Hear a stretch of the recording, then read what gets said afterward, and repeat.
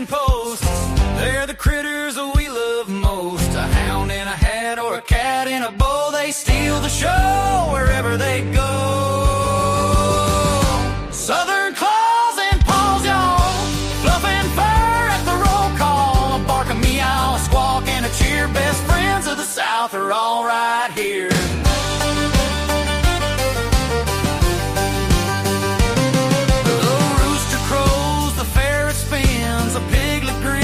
Muddy chins, a parrot talks, a lizard crawls. Life's more fun with Southern claws and paws.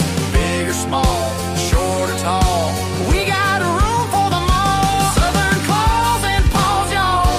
Fluffing fur at the roll call. A bark, a meow, a squawk, and a cheer. Best friends of the South are all right here.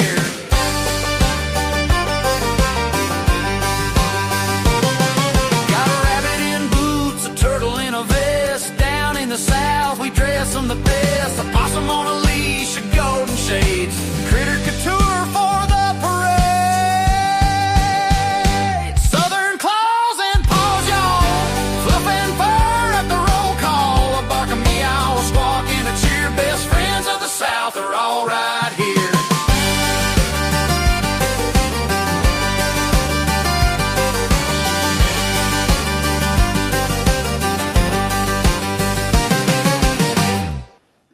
Well, it's Tuesday, so that must mean it's time for Southern Claws and Paws with the cat lady and the cornbread man. How you doing, Miss Jennifer? I'm good. Hope you're doing good, Dave. I'm trying. Daily battles, but God is good always. You got all your Christmas bought up and ready, wrapped and ready to go? Oh, I don't buy too much, but I still got to buy some stuff for the cats if Mama will let me. I've got a lot to get done. I haven't done a whole lot, so we're going to hammer this week and try to knock a lot of that out. But but it's getting colder. It definitely feels Christmassy. Yes. I enjoy seeing all of the lights up as I go. We come off, our church is on the mountain, and my granddaughter was with me Sunday night, and we came off the mountain, and she was commenting how beautiful it was, look off in the valley and see all the Christmas lights, decorated. So that was, by the time we come out of church, it's really dark. Yes. So that was pretty nice. Well, folks, welcome to the show. I don't know what episode this is. I've lost track, but we've been doing this for several weeks, and I'm having a ball with it and learning, and we've got some pictures. And tonight we're going to talk about cat litter, cat boxes, all that good stuff, trays, whatever. And we're going to look at presidential pets. We're going to start looking at it. I don't know if we'll get done in the hour, but we'll start looking at it. If we get done, we'll get done. If we don't, we'll pick it up next week. Going back to the early or late 50s or early 60s, something like that, we'll look at pets. And there's dogs and cats. And some of them have multiple, so it's going to take us a minute. That's why I don't know that we'll get done. Some of them only had one. Some of them had several. And I'm assuming maybe they passed away or they just decided to add to the family. I don't know the history on all of them. And then I've got kind of a celebrity. We've got our McCamey Animal Center and ARA Pets. And we got another one surprise tonight. We'll get to that in a minute. And I've got like I say, a celebrity. They don't even know I'm doing it. But I saw the dogs. I got the names. And I like watching this guy's videos. And it cracks me up. So we'll get right to it. Let's get into, first of all, our PowerPoint, and we will look at some of that, and then we'll get into the other stuff later. So here we go. And for McCamey, we've got Edgar Allan Poe. What a name. And I want you to notice the adoption fee is zero. Zero, folks. Zero. Go get this cat. I was taken in recently, not too long. And so it says a mysterious gentleman who prefers to keep to himself, much like the poet he's named after. With patience and love, his quiet personality begins to unfold, revealing a thoughtful soul beneath the reserved exterior. Edgar Allan Poe, I like that, also has a fondness for the great outdoors, making him a wonderful barn cat candidate who would thrive with space and freedom. That's from the McCamey Animal Center, Edgar Allan Poe. It cracks me up how they come up with these names, Jennifer. Oh, yes. I don't. It always amazes me. I don't know how they do it, but somebody's got a true talent for that. I mean, they're not like Bob, Jim, or whatever. They always come up with something interesting. Now, I'm going to let you talk about this one because this is a new entrant in. We've been talking about Floyd felines and some different things down that way. And I just added this in to that because this is a different place. But since it's cat, I wanted you to have the chance to talk about both of them. Yeah, well, this one's not with Floyd Felines. Yeah. But this one is with the Ron Floyd Humane Society, Pamela. And Roxy wants to help us talk about it. But Miss Pamela has been at the shelter for about 7 months, Kelly told me. And she's really sweet. She came to them and she was young and she had some kittens. So she was just a baby herself when she popped out some babies, bless her little heart. So she is like little queen bee around there right now since she's the oldest been around there. The other one that we had luckily got adopted. It had been there the longest, just probably a little bit longer than Pamela, but we would like to get Pamela adopted if we can. I said I'm trying to find all my notes. She's fully vetted, of course, and everything. So you can go to the RonFloydHumaneSociety.org and put your application in, and they will give you a call so you can come and meet Miss Pamela here in Rome and everything. But she's a cutie pie. She looks like my munchkin. Yeah, very cute. I like that. Yes. So, do we have a phone number for them? If we don't, we'll get it and we'll get that out. We'll post it out. And then along with that, on the same screen, not to confuse anybody. No. And covering Floyd felines as well. Yes. And give them some props as well. And they have T-shirts and stuff to help with what they're doing. So we'll get you a contact on that. But yeah, if you just go to the RonFloydHumaneSociety.org online, it will pull up for their information. Let me see who I'm right here. Contact. Yeah, they really don't have a phone number because they're not there every day. Gotcha. They're usually on there like 2 days a week. So it's best to pull them up, and you can go on Facebook too and pull them up and contact them and stuff. So interesting. Thank you for that. And that's a cute cat. Yes. Hopefully somebody will make a move and get a Christmas companion. Yes. How long do those typically take? Do you know how long when you put application if you're selected? What is that like? Do you know? I've never done that. Week, 2 weeks. I mean, I don't know because I filled one out for not Whiskers, but Jasmine. But since I knew Christy, I like text her and said, "Hey, I want this cat now." You know, I'm not going to wait for you to look over it. And so, of course, I got to take her right then. I got you. I have not gotten one from Ron Floyd Humane Society. I've been there several times to play with the cats and stuff, but I haven't gotten one from Broad Street. Now I've gone to Animal Control and gotten one, and you just you walk in, you get one, and walk out. So, but I'm sure it don't take long. I mean, they call you, ask you some questions, and get you to come in and meet them. So it shouldn't take long at all. If Kelly can give me a message, then I can probably tell y'all if she Facebook messaged me. So yeah, we're on till the top of the hour, so maybe she'll see that and just message you. I was just curious. Since I've never done it, I figure there might be some others who watch and they've never done it. So yes, it would be interesting to know. Some people travel in from an outlying area to do stuff. So just, I mean, I'm just asking. So I don't know. Is that something that's done online or over the phone or in person?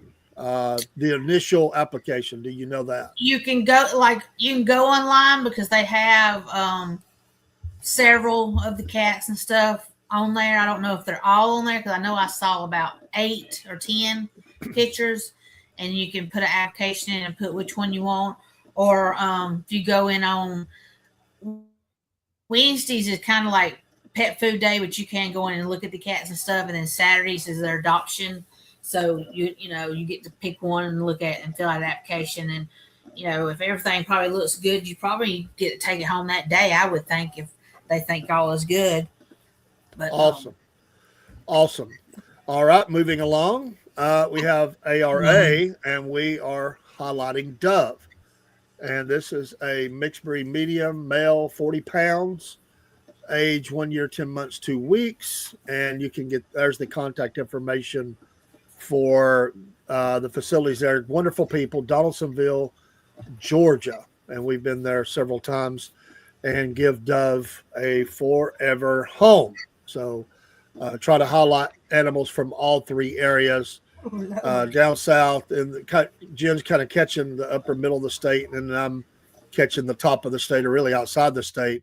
And again, up here locally, there was I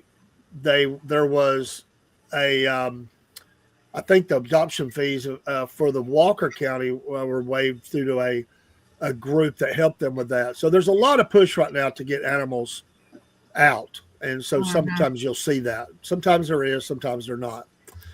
All right. Barry, somebody told me this is one of your cats. Yes, Barry, what is the name of your cat? Because you didn't answer me, and I see you're on Facebook, on Rumble, so tell me the name of your cat. I mean, he has several. Yes.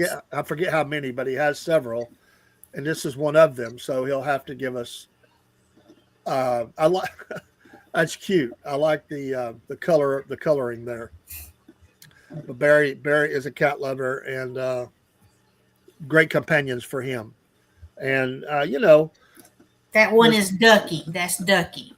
Ducky. All right. Is there a story behind how Ducky got the name? Or did some kid just say, "Hey, I like the word Ducky"? Your kids, you always say, they'll say, "Can I name the animal?" And you're like, "Okay." And they'll always come out with something kind of weird. And you're like, "Okay." Then it kind of grows on you. You're like, "Okay." Yeah. And then we've got holiday season pet hazards there again. Jen, cat lady. Yes. And there are several. As we've been talking about, as we get closer to the season, people get their trees up. I have no idea why my daughter named it Ducky, and I told you I just know it. I know it when it's. I knew Barry was never going to name the cat Ducky. He was nice enough to let the daughter have that honor. He's a good dude. We got candles. Now some people do real candles, around religious holiday aspects of the holiday and even different faiths, or they just like the looks of them. So we got that. Tinsel that's just bad. It's pretty, but boy, it's bad all the way around. It's rough to clean up. So there are dangers of that. Bows and ribbons. They're pretty. Something to grab at, smack at. Poinsettias and holly plants. Berries. We talked about that here recently. Oh, yes, the wrapped presents. Field day under the tree. Kids like to do it, so do animals. Rip, bite, shred, whatever. That's right. They want to see what's in the package, too. Small toys, yeah. The tree water. A lot of people still put the real tree up, and there can be things in that. Barry says, "Aren't poinsettias poisonous to cats?" I don't think they're good for any. Yeah, but they are poisonous. They may be specifically to cats, but I don't think dogs do good either.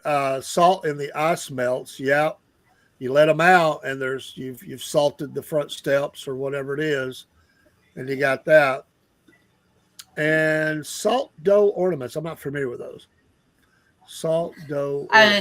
Yeah, you make your own ornaments out of I think it's like flour, sunflower and dough, and flour and the salt and water, and it makes the handprints that are in the dough. Yeah. Did y'all ever get one of those? Yeah. Yeah. So okay. I just wasn't familiar with that phrase. I get salt dough ornaments. Yeah. Yeah, something to grab and bite and chew on, and try to swallow and everything else. So absolutely. And then we have a funny and what to do if you find a hypothermic animal. I thought this was good stuff. The do nots and the do's. Do not feed. If you feed a kitten with a temperature below 97, you can kill it. I didn't know that. I did not know that. Do not submerge in water. If you warm them up too fast, you can kill it. Well, that's pretty plain spoken right there. They're not even going to use flowery language. They're just going to say, you'll kill it. Do dry the animal off. That makes sense. Do stroke to stimulate blood flow. And do get to a vet immediately. Interesting.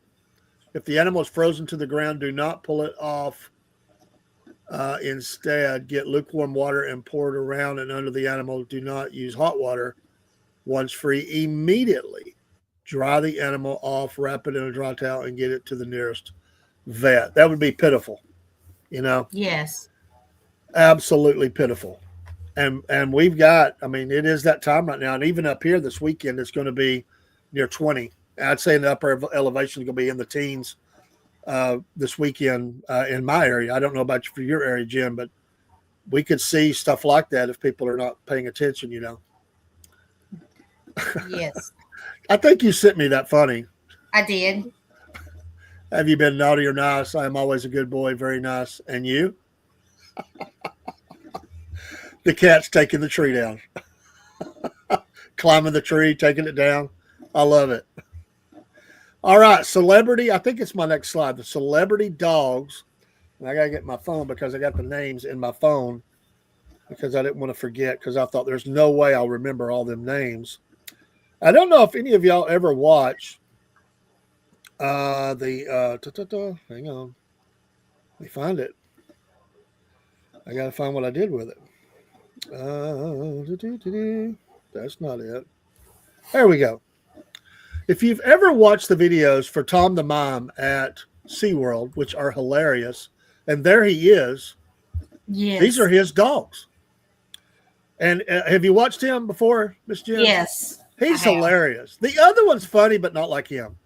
He is absolutely hilarious. I love to watch him. When we went there, I don't remember seeing him. I don't remember because that was a long time ago. He probably wasn't even there. But that was something added. I don't remember seeing that. But he's funny, very funny. But anyway, for the dogs, top left to right is Zoe, first of all, and then Dallas. And you can tell they're all look like almost the same age, but the same kind of breed. So we got Zoe and Dallas. The bottom left to right is Poe, Max. And I've always liked this name for an animal, Bella. Yes. Poe, Max, and Bella. And Zoe and Dallas on the top. So not only is he a funny dude, he loves animals, and he's got some nice looking animals there. So very nice. I saw that and I thought I want to add him in because he's a funny dude. I really like watching his videos. Now, there's some you can watch. They've got compilations. You can watch 15, 20 minutes of them. All right. Let's pull up. Let's see how this is going to work. May have to put. Now, this is not to be political. This is absolutely 100%. I don't care who you like or who you don't like. We're just talking about presidential pets. And for the record, President Trump has no pets. So we're not starting with him. We will go back and we will get Joe Biden, Joe and Jill, and the pets that, I mean, hey, they could stay there too, you know. And yes. we know the problem they had with one. But let me see if I can pull this up. The first one he had, hang on. The first one he had was Champ. Here's a picture. This will take me a second just to get everything where it needs to be. 1 second. All right, here we go. There is Champ, and there's Jill. with Champ. So that was in 2021. It says in 2008 or 2008, a frisky 3-month-old German Shepherd joined the Biden household and changed their lives forever. Biden's granddaughters, Finnegan and Maisie, chose the name Champ in honor of one of their pop's favorite sayings, one he often heard from his own father: anytime you get knocked down, Champ, get back up. So that's kind of cool. So we have that one. And let me pull up now. Major, I think it was Major that had the problem. If I remember right, Major was biting Secret Service agents left and right. Oh, no. If I remember, I think it was Major. I don't think it was Champ. I think it was Major. They probably will not mention that in here, but one of them kept biting Secret Service agents. So another German Shepherd, and was the brother to Champ. I didn't know that. Oh. Many believe Major's name was named for the president's deceased son, Bo, who earned the rank of Major in the Delaware National Guard.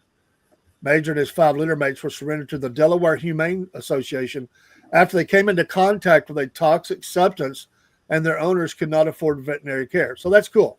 Man, they went from a place where somebody couldn't afford them to something very bad, and they got to go straight up the ladder. That's pretty cool. Pretty cool. All right. Again, President Trump, no, and this is the first term, no pets. All right. President Obama, Bo. And there he is with Bo. Yes. I remember that dog. Bo died of cancer on May 8, 2021. I didn't know that. And somebody wrote a poem for the dog. So it's kind of cool. You can find this at the Presidential Pet Museum, by the way. I didn't even know there was such a thing, but now I do. So there is Bo, and that was in 2012. Imagine that. Got to go right there in the big office. And then we had Sonny, and both these were the same kind of dog. Sonny, and there's Sonny. The origins remain somewhat a mystery, with the first family never officially confirming where they got her from. According to some accounts, Sonny originated with breeder Amy Durkin Lane of Allegiance PWDs in Attica, Michigan, due to the timing of the birth of puppies, a distinctive curly coat, and an identical puppy that was part of the litter. Durkin has declined to comment, so we can only speculate on the origins. But nonetheless, Barry says Bo was a hypoallergenic dog because Obama's daughters were allergic to dogs. I think it did start to mention that in there, and I didn't go down that far. Thank you, Barry. President Bush. Now, we got 4 here. That's why I say we'll never get through this in the time we have, but I think this is fun. And Miss Beasley, a lively Scottish Terrier, came to live at the White House in January 2005 as a birthday gift from President George W. Bush to his wife, Laura. Is that always a winner chicken dinner if the man gives the wife a gift of a dog or a cat? Is that like a good thing, Jen? Yeah, I guess so. Yeah. You Y'all give me a cat. I just wondered, the first lady named her 10-week-old puppy after a character from Oliver Butterworth's 1956 children's book, The Enormous Egg. Didn't know that. So we have that one. And then we have Spot.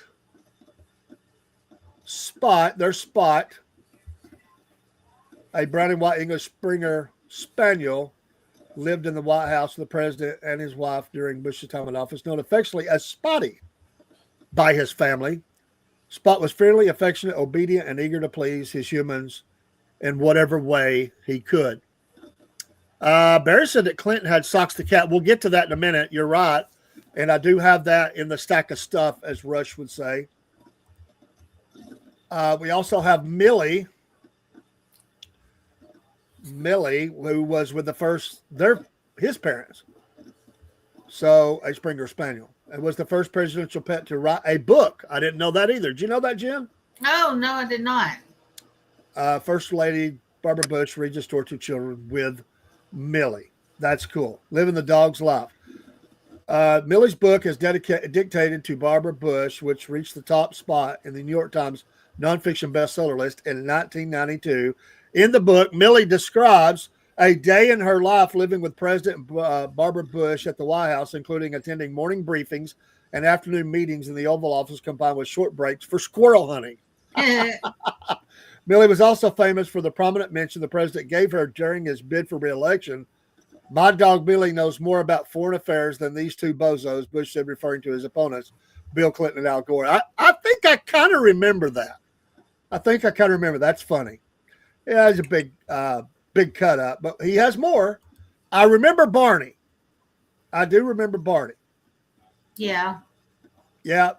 I think I remember Barney riding around on the ranch, and there he is on the ranch but I think I remember him being in the truck. Barney was around when he brought the Arab sheiks in. They rode around the ranch. Barney was by my side during my 8 years in the White House. He never discussed politics and was always a faithful friend. There you go. That's how you get along. That's why animals are great. They're not going to get caught up in the political fever of the day. No. It was with these words that President George W. Bush remembered his pal Barney when he died of lymphoma at age 12 in 2013. Barney guarded the south lawn entrance of the White House. If he were a Secret Service agent, Bush said, he wandered the halls of the West Wing looking for treats from his many friends. He starred in Barney Camp. Oh, I remember that. And gave the American people Christmas tours of the White House. Barney greeted queens, heads of state, and prime ministers. He was always polite and never jumped in their laps. Mm-hmm. Barney. We also got a cat, or is this another dog? No, it's a cat. India. You like that name for a cat? India? That's pretty cool. Yeah. Solid black, too. Look at that.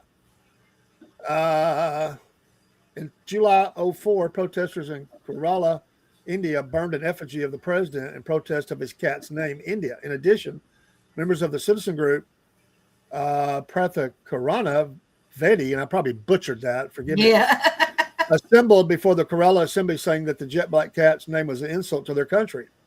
The cat in question was the Bush's family's longtime pet.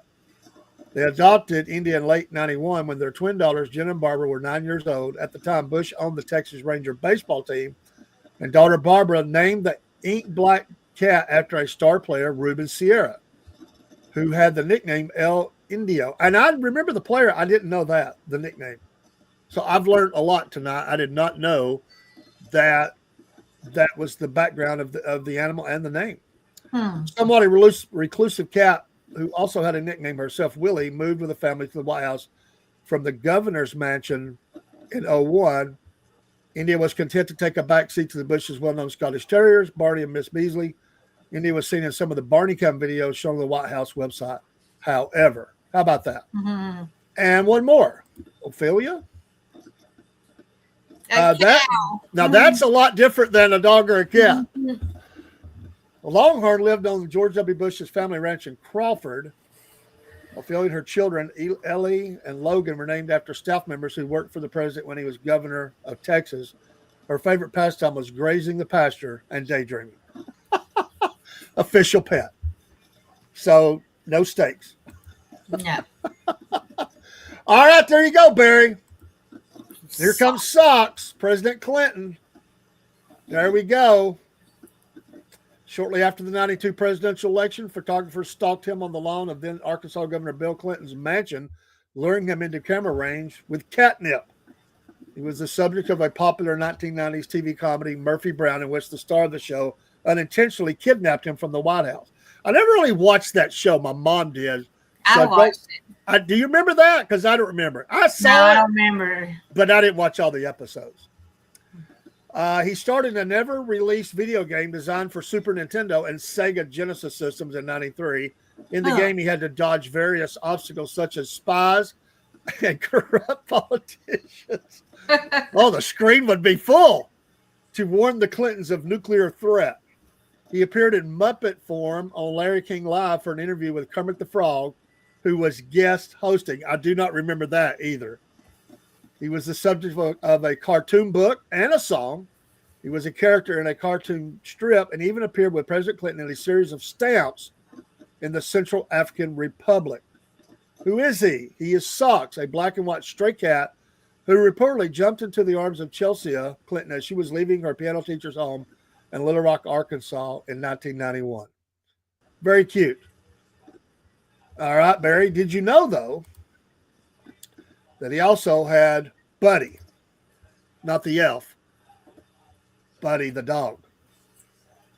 When we moved to Washington from Little Rock, we brought our family traditions, favorite pictures, and personal mementos to make the White House feel more comfortable.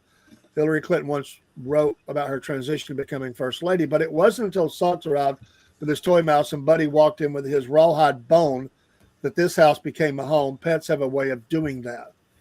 Although President Bill Clinton grew up with dogs, he served his first term without a canine companion. In December 1997, however, he got a 3-month-old chocolate Labrador Retriever puppy, and the two became fast friends. When the puppy arrived at the White House, Clinton spokesman Mike McCurry, I remember him, told reporters that Clinton got the dog because it's the president's desire to have one loyal friend in Washington. The president named the dog Buddy after his great uncle, Henry Buddy Grisham, who had recently died and whom Clinton often described as having a major influence on his life. Although Buddy the dog became well known for his feud with Socks, the Clinton family feisty cat, Buddy, true to his breed, was gregarious and playful. He accompanied the president in the Oval Office on walks on the White House grounds and on trips to Camp David. Oh, look at him making himself at home right there. Mm-hmm. How cute. That's pretty cool. Let's get a couple of more here. Let's go back to Daddy Bush. Of course, we saw Millie in the first one. Let's go to Ranger, another puppy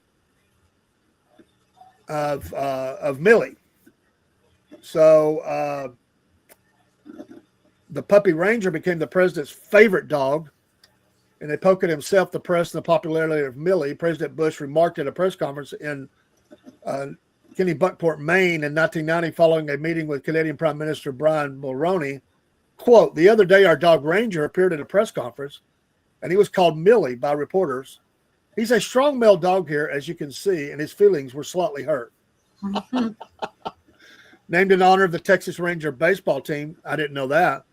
I should have. That makes sense. Ranger, a brown and white English Springer Spaniel, was the only male from Millie's celebrated White House litter. They were close. Ranger and the president were sort of bonded almost immediately. First Lady Barbara Bush has even commented that George Bush and Ranger showered together at least once. Do you shower your pets, Jim? No. Although the Bushes at first gave the puppy to granddaughter Marshall Bush, then before he lived nearby in D.C., the president called to invite Ranger to accompany him to Camp David for a weekend trip. When Bush suggested that Ranger arrive on Thursday for a Friday departure, the family decided to make that maybe the pup should move back into the White House. At Camp David, when he wasn't chasing deer or following his mom Millie around, Ranger was at the president's side. Barbara Bush described Ranger as a big, bouncy puppy.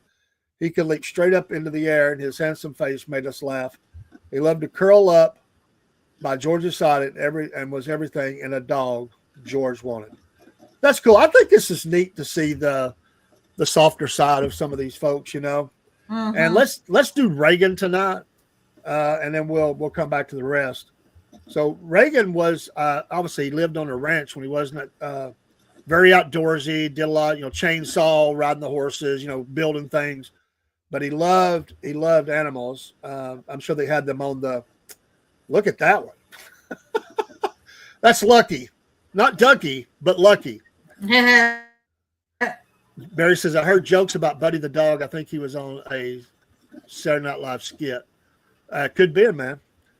One of the best photos of presidential pet shows a delighted Ronald Reagan seated at the window of the presidential helicopter Marine One with a large black dog on his lap. That dog is Lucky. I don't know how you say that. A Beauvoir des Flandres? I know I butchered that. Somebody correct me. Who grew up from a ball of fluff to be the size of a pony, according to First Lady Nancy Reagan. Although they were confirmed animal lovers who enjoyed spending time outside at their California ranch with horses and dogs, the Reagans moved into the White House for the first two terms dogless in 1981. March of Dimes poster child, Kristen Ellis, age 6, changed that by giving Lucky to Nancy Reagan at a White House ceremony on December 6, 1984. Mrs. Reagan named the 9-year-old puppy Lucky in honor of her mother, Edith Lucky Davis. That's cute. That's sweet. Wow. The breeds originated in Belgium for the purposes of herding cattle and pulling carts. Early breeders were farmers, cattle merchants, and butchers. The American Kennel Club describes a steady and fearless and useful as both a family friend and a guard dog.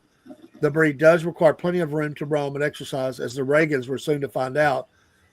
She thundered down the halls of the White House and of the West Wing. Lucky especially enjoyed visiting Camp David, and Mrs. Reagan later recalled that Lucky would get very excited when she saw Marine One because she knew it meant a trip to the presidential retreat.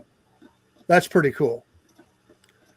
But despite some attempts at training, Lucky did not really adjust to the White House life. The boisterous dog often pulled the president along on her leash.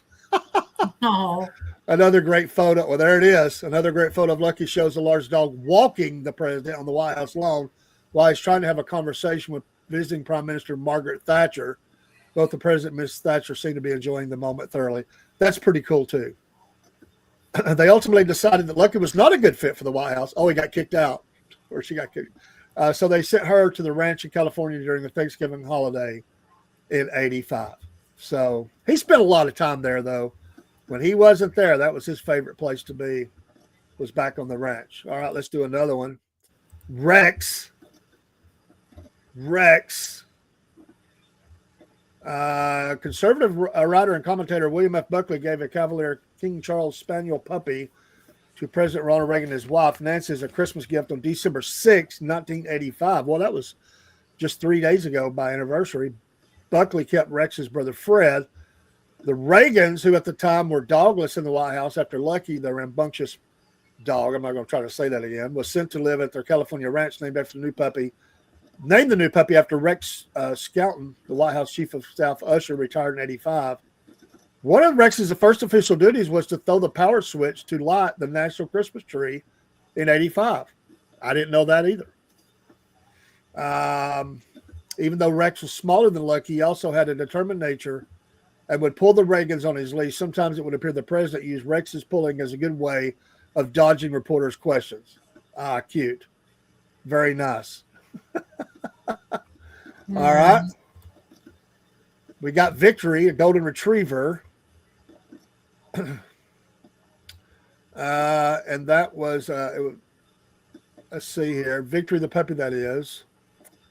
A nurse from Milwaukee named Carol Shadler, who once worked for Nancy Reagan's father, presented Ronald Reagan with a 5-week-old golden retriever puppy named Victory during a stop on the campaign trail on March 26, 1980. And the Associated Press published this adorable photo. Shadler promised to care for the puppy until Reagan entered the White House. But first, of course, Reagan had to win the election, which he did resoundingly in November 1980. Unfortunately for Victory the dog, though, a big move to Washington just wasn't in the cards. The Reagans opted to leave him and several other dogs behind at the ranch in Rancho del Cielo in Cali, where the dogs had free run of the property and plenty of sunshine to bask in. The Reagans didn't actually bring a dog to the White House until 85 when Lucky came. A faithful companion. How cute. There he is riding the horse and the dogs trailing behind. How cool. I've read one of his kids' books of the daughter, and she talked about going to the ranch. After her parents split, they went there a lot. We got a lot of animals here. Peggy is another one, and we don't have a picture, and not much was known. So we have Peggy. Interesting name.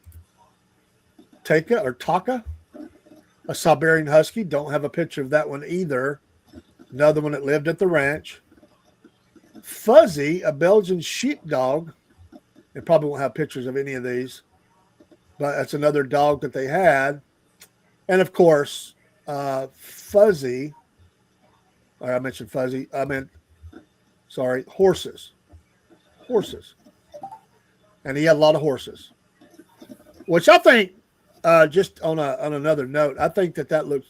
I like that look. I thought it really made us look strong in the world for the president to be running around the horse.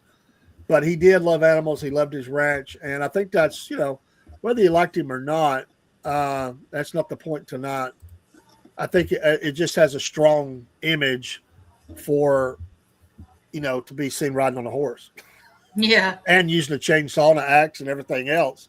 if not, image is everything, and sometimes but there's more, and we'll get to that next week. Didn't want to go too long, but I didn't know there was such a thing as the Presidential Pet Museum. I did not know me that. neither. So that's interesting. I guess really, when you're talking about the president, they capture everything. I mean, every memento, every note, every email, every thing they do is captured for history. And so I should have known that, but I just thought since it was like a personal thing to them, that they would take a picture or two and maybe do a story. I didn't know there was such a big deal that they did about that. I thought that was pretty cool. There's also a lot of stories about pets in governor's mansions. I mean, that's, people take their pets. And of course, a lot of them have children or grandchildren that's going to be coming around. So, they want pets for that. Mm-hmm. So if he became president, Jen, you could take 6 cats. Yes. They could have their own wing. I would love it. You'd be trying to give a press conference and the cats would be crawling up and all around and hitting the microphone. And which one's this one? I'm still learning names. This is Alex. This is my oldest one. Ah. Yeah. Not normally on the camera. Usually it's the others. Yeah, all the other ones. There's one behind me sleeping in another chair. How old is this cat? He is 9. I'm 9 years old. I'm a mama's boy, but I don't like to be held. Ah. I'm heavy too. I weigh 14 pounds. Oops. Wow. Amazing. So let's talk about the litter and litter boxes now, folks. And Miss Jen, the cat lady, is the expert on this, not me. I'm not an expert. But you at least have purchased and used different types, and I have from the very electronic to just the basic. So, kind of give us a rundown on what you see about this and what you have settled on, and how many you have and all that. Well, I have 3. I have a stainless steel one, and then I have 2 electric ones, which I like. But I think since the litter goes in the bottom of them to sit, if it sits there too long, it puts a smell out. Oh, okay. If you just have like a regular box, you're going to have to scoop it every day, if not usually 2 times a day. So you're not keeping the smell around. So I've been kind of like, I actually got another one coming. I bought off TikTok.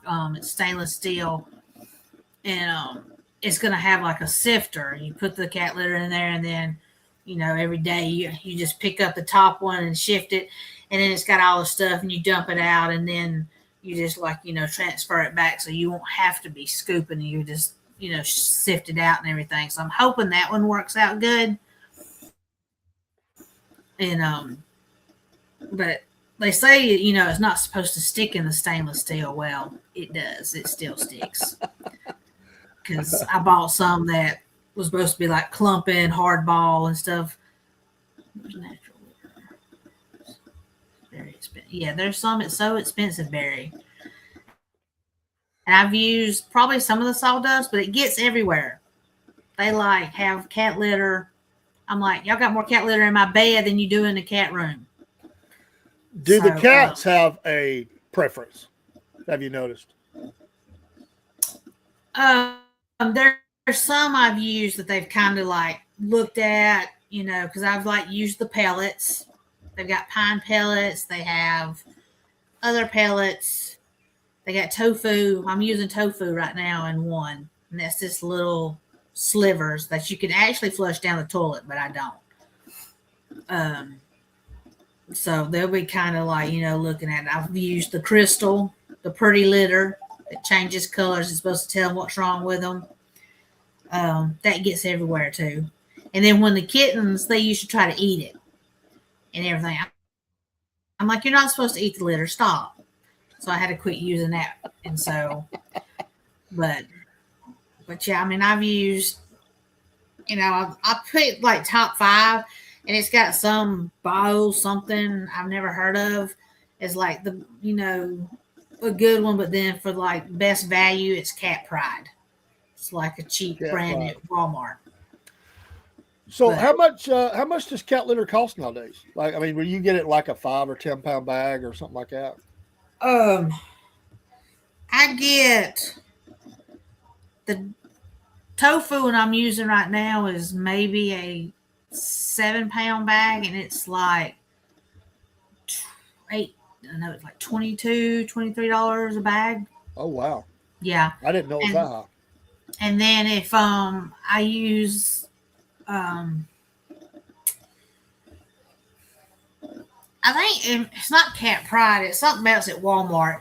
You can get like 4 packs of it, and it's like 4 pound bags, and it's less than $10, I think. So all this that you have using different types, does that last? How long does it last? Like, or how often would you buy with your number of cats? How often do you buy more cat litter? How about every 3 weeks, 4 weeks? The electric ones, it's like rotating it out. So it's, and so I'm not having, but it does get low. And so, they're not, and they're like, some things. Okay. Yeah, that's the brand that I'm talking about, Barry. But Publix just had Tidy Cat, lightweight, buy one, get one. So I bought 2 of them. I meant to go buy some more, but I didn't. And I'll use that in the electric ones. But it's just. So if somebody was going to get Pamela the cat, they put in their application and they got the cat. What is the, I mean, because what is the basic cost to get started? You might get something better later, but just to get started, what are they looking at to get? Because you got to have that in place as you bring the cat home. Yeah, if you go to Walmart and got just their plastic cat box and their brand of cat litter and cat food, just if you gave dry food, I'm saying $25-$30 just to get started. Yeah, because some people may not have had a cat in a long time, so yes, they probably don't have any of the stuff around that they would use, and they would have to go buy this stuff as well as other things as well. Barry says, "I think I should use a shop vac." Yes, Barry. Does it get out through the house or just around the box? Odor free or scent. I use odor free because scented litter is bad for cats because they're very sensitive to smells. And I used to buy scented, but I think now I buy mostly unscented. Okay. But yes, they kick it out bad out of the electric ones. It's good to keep the trash can nearby. Yes, and so I got to mess with that, and then the other ones they're everywhere. And like I said, it's in my bed and it's in the bedroom. I'm like, keep the litter in there. And so they have some that's supposed to be low tracking and stuff and less dust, but I've got the less dust from the tofu one, but the tracking it don't track as bad as the clay and the crystals and stuff, but still it gets places. Is there any rules on that for disposal? Things change. I mean, do you just throw it in the trash or? No, I mean, I just scoop it in a Walmart bag, tie it up, and then throw it in the trash can. Okay. And then you just put it in the trash bin to haul to the dump. So. Dave, no, they don't go in the bed. No. Coco uses the pet pads.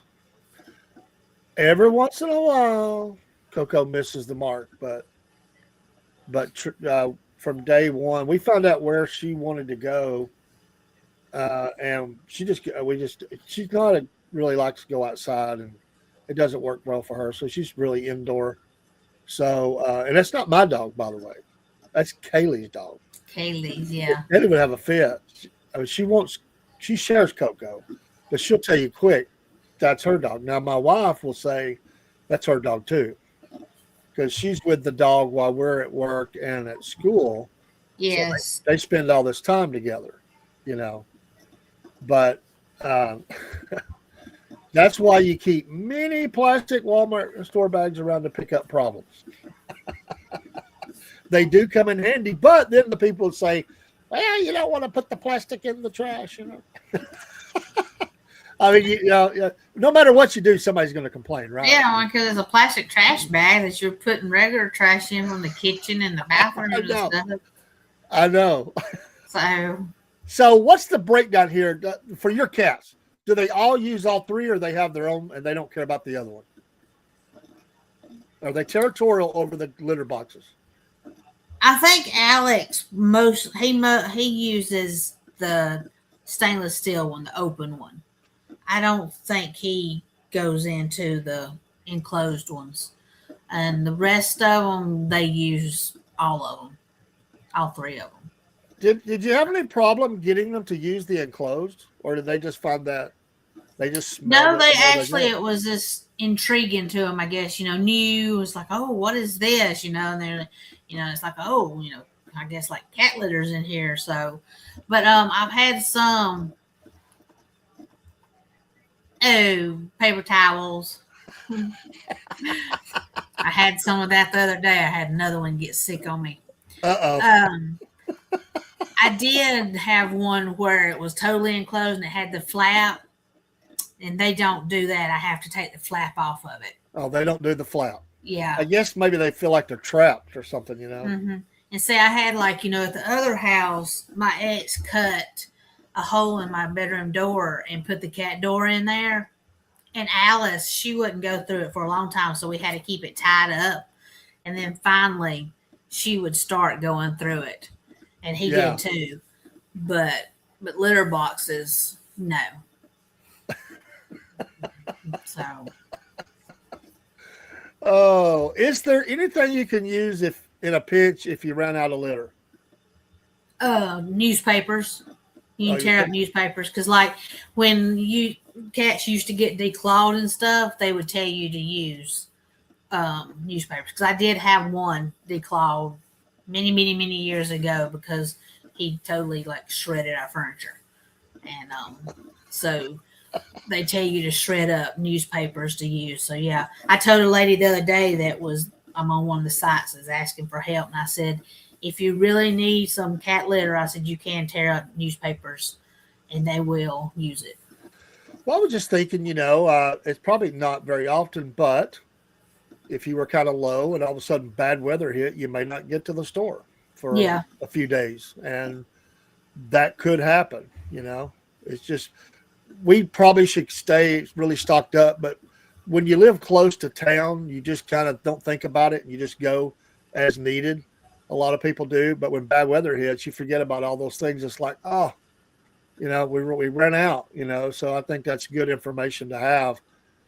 Overall, I mean, what is the pan? I mean, I think you said, what do those run from the litter box itself to the electronic? Just give me a general idea. The one that I just bought off TikTok, with the sifter in it, it's an extra large one. It was $71. Oh wow! And then I have another stainless steel one that I had ordered off of TikTok too. I think it might have been $50. And then the electric ones I've been getting off of TikTok. They usually run $300 to $400, but I actually got them for $150 probably. You are kidding me! It's that expensive? Yeah, and I mean I had no idea. Yeah, and I mean $300 or $400 is some of them. That's just they're just giving deals and stuff. You just happen to be on TikTok. I mean, of course, then you got the plastic ones that are just costing you.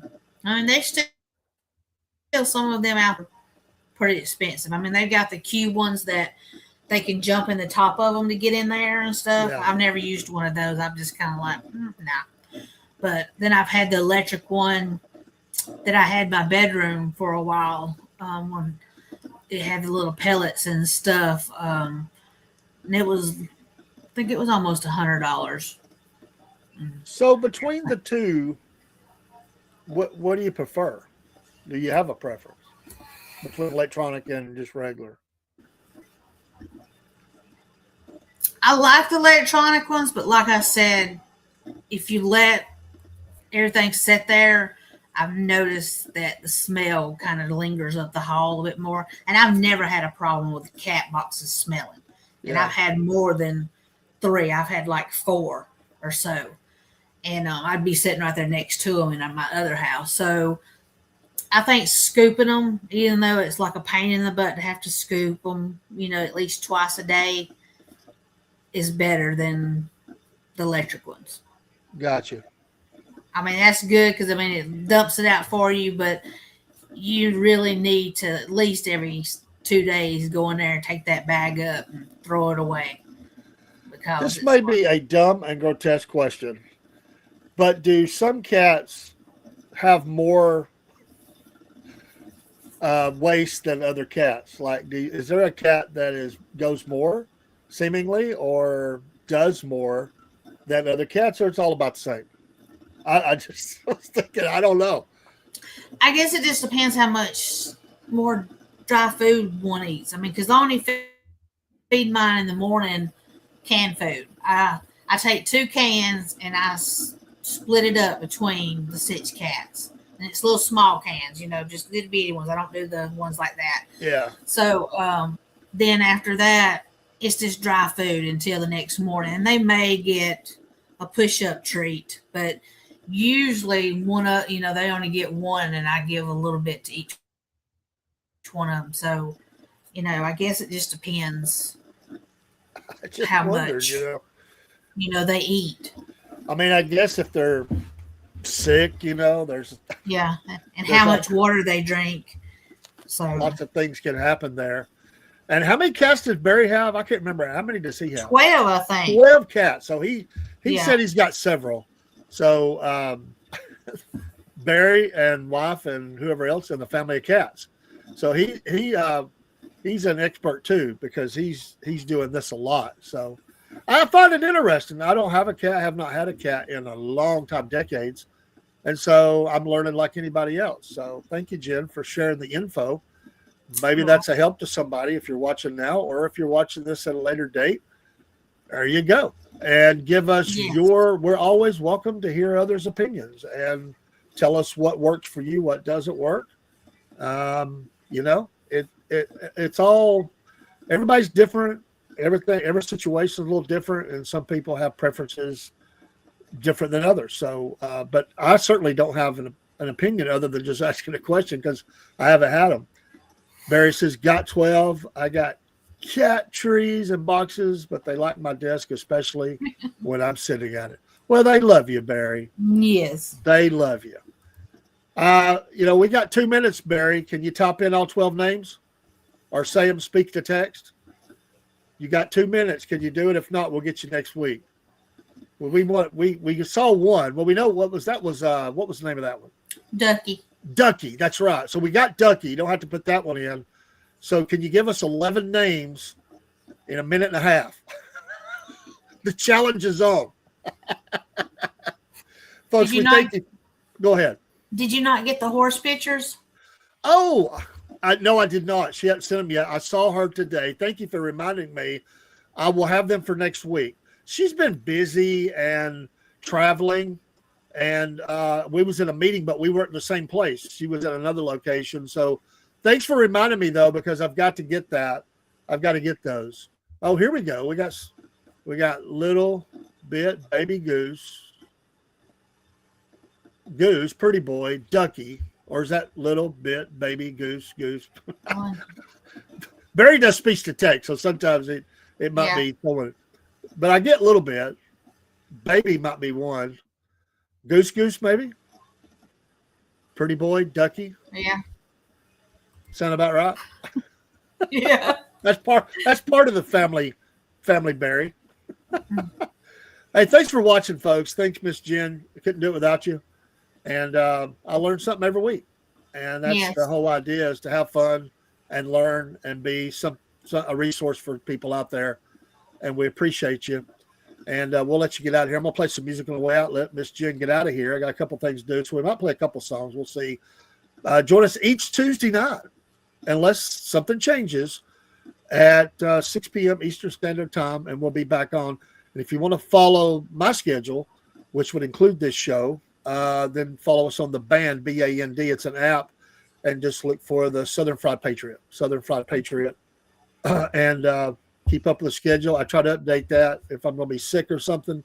Every once in a while, something will slip by I'm out about, but I generally keep it updated every day. So appreciate you, Miss Jen. Have a great evening.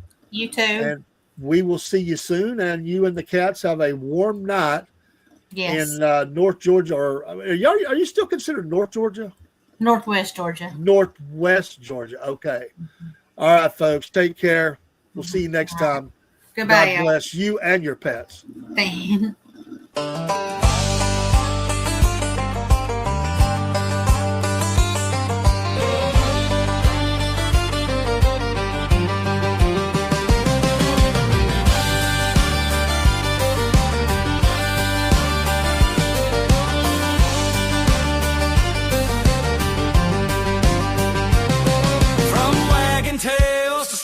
Post. They're the critters we love most. A hound in a hat or a cat in a bow. They steal the show wherever they go. Southern claws and paws, y'all. Fluffing fur at the roll call. A bark, a meow, a squawk, and a cheer. Best friends of the South are all right here.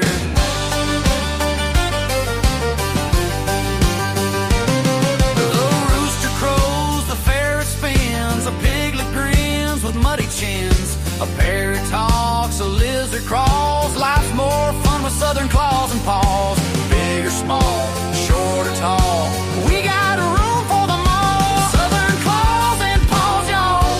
Fluffing fur at the roll call. A bark, a meow, a squawk, and a cheer. Best friends of the South are all right here.